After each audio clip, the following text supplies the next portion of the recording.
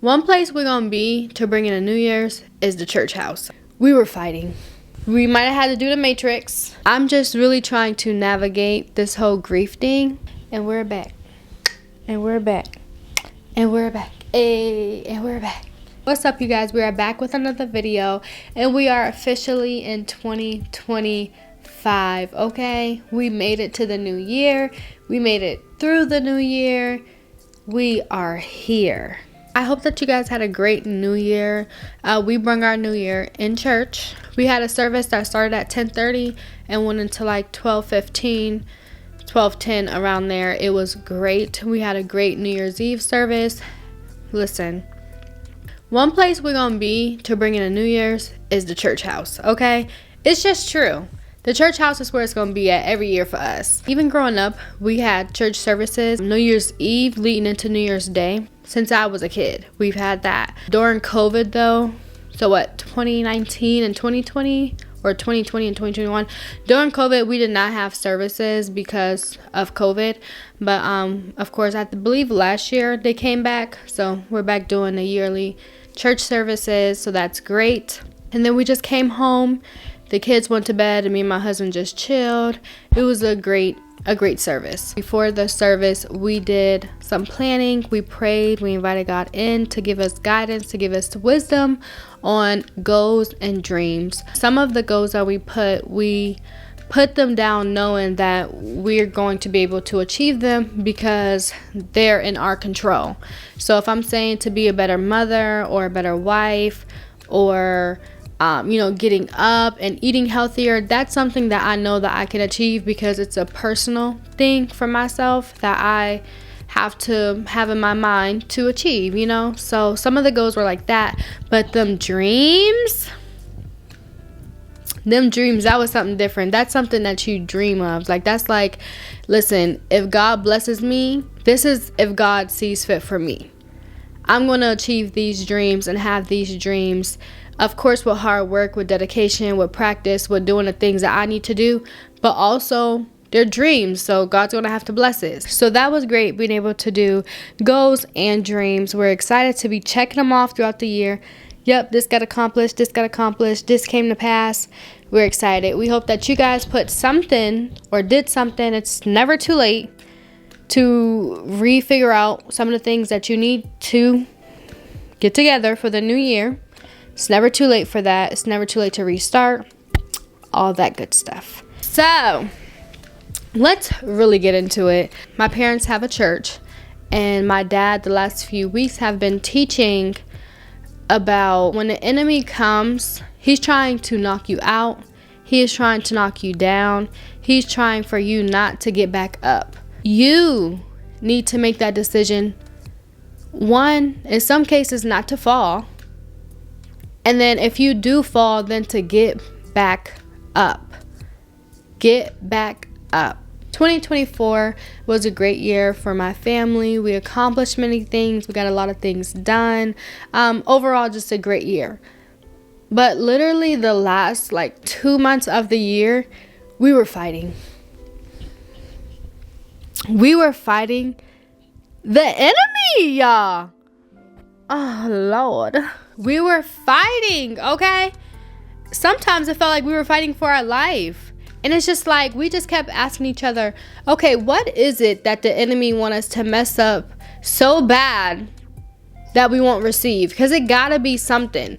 Because the enemy gonna always do stuff, and life is always gonna be lifing. But it's just certain things that you're like, okay, wait, no.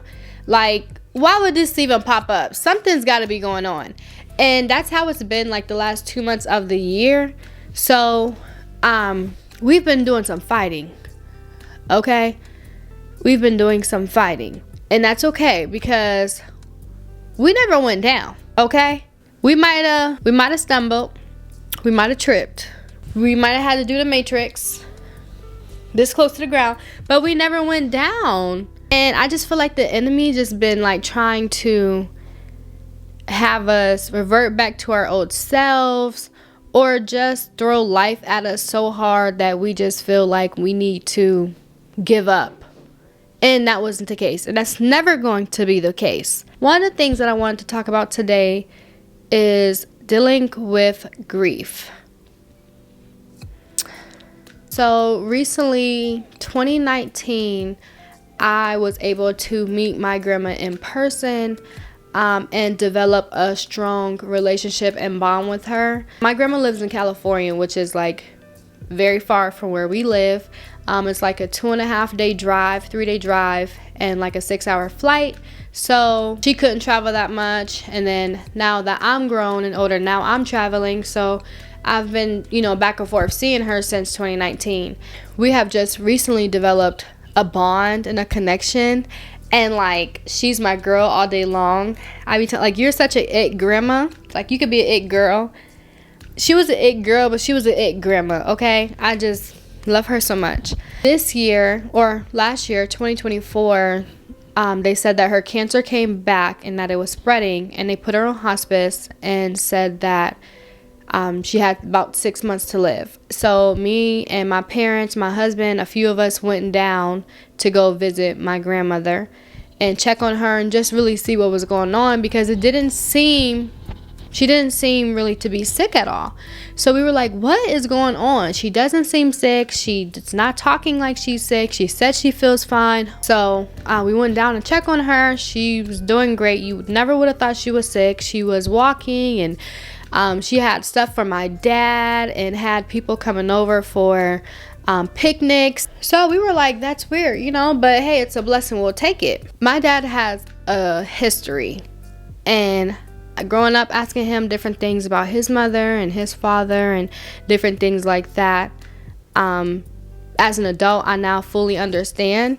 So I was able to ask my grandma a lot of questions, deep questions, intense questions, and she was very open. She's like a straight shooter. She's like, girl, what you gotta ask, go ahead and ask, because I'm gonna answer. Like, she was that kind of grandma. With me asking so many questions and really getting to the bottom of some stuff, me and her became closer. She vented to me and said a lot of things. I was able to vent to her, and with that, we just really created a bond and a connection. And we would talk on the phone at least once a week together, just catching up and just having a conversation, just having your grandparent there with you and talking to your grandparent. It's crazy because I am number 14 of 14 kids. My parents got married when they were 18 and 19 and then had 14 kids. And it's just crazy because my oldest brother, the oldest child, he has a complete different relationship with my grandma than I have with her, being the youngest of 14 kids. But everyone kind of has the same, like, she was funny, all these beautiful things to say about her. And it's just crazy because my grandma did not make it to see 2025. Life is crazy, really, because she was fine. And then she wasn't. But that was in the span of like a day or two. Christmas came. We were making arrangements to go down there and visit her and, take care of her. And I told her, I'm like, Grandma, I'm going to come take care of you. And we were laughing and this and that. And then next thing I know, someone had to put the phone to her ear so I can say something to her and have my last words with her. Me and Darnell went from talking to her, and I'm like, Grandma, I'm going to cancel my trip, and I'm going to come down there and check on you, make sure you're okay, and I'm going to come take care of you. And she was happy and like laughing and just having a good old time. And then just literally a few days later, someone had to put the phone to her ear, and I had to say my last words of what I wanted to say to her. Life can really just change so fast. My grandmother had breast cancer that went into her lungs, and it just all happened so fast. My grandmother passed away just a few days before 2025 came, and now my parents are going to California to make arrangements and do everything that's needed to be done. And I'm trying to now figure out grief. Grief is very tricky. This is my first time experiencing grief as an adult. The first day, I was not okay. But now I'm okay. Sometimes I feel like it's not okay to be okay. And then I just be thinking about her and her personality, and she would be like, Sarah, like I said, she was very honest, and she would say like everybody has a time where they needs to go. And I'm just thankful that she was able to have family down there that took care of her, was by her side at that time in need. I'm just really trying to navigate this whole grief thing. So if you could put in the comments how you've dealt with grief before, that would be very nice. I've really been trying to navigate grief and what it really means to grieve, and that it's okay to grieve, and that it's okay not to be okay, but also it's okay to be okay. The most important thing though really is a few days before all of this happened, my mom and my dad was on the phone with her, and my mom actually got a chance to go over the Lord's Prayer with my grandmother and, you know, say like, do you want God to forgive you for your sins, and down the whole list. And my grandma accepted everything. She said yes. She asked the Lord to forgive her of all of her sins, and she was serious. I just love that so much, because that was one of the things that I wanted to do with my grandmother, but because everything happened so fast, I didn't get a chance to. So my mom told me that she went over everything with her. I just like almost cried, because I'm like, oh, like I was just so happy that my mom had a chance to do that, and even more happier that my grandma had the chance to accept. I love that for her. I love that. Yeah, I really just wanted to come and say Happy New Year's, everyone. I hope your New Year's is going great, and that it's a whole year ahead of us. It's There's going to be a lot of obstacles, a lot of bumps in the road, a lot of trials, all those things, but with Christ we can do it. It's a great time to just start fresh. It's a great time to start new. It's a great time to accept Christ into your life. It's a great time to really just enjoy life and what it has to bring. I pray that all the things on your goals and dreams board get accomplished and done, and I just pray that this is a great year for all of us. And sometimes you just have to take the bad with the good. Like, the good is going to come, but so will the bad. And you just got to be able to get through it. That's the biggest thing. Be able to get through it. Happy New Year to every one of you. Let's get this New Year started. You know, they say let's get the party started. Well, that too. But let's get this New Year started. I'm so excited to see what God has planned for all of us. I'm excited for 2025. Let's get these dreams and these goals accomplished. We got this.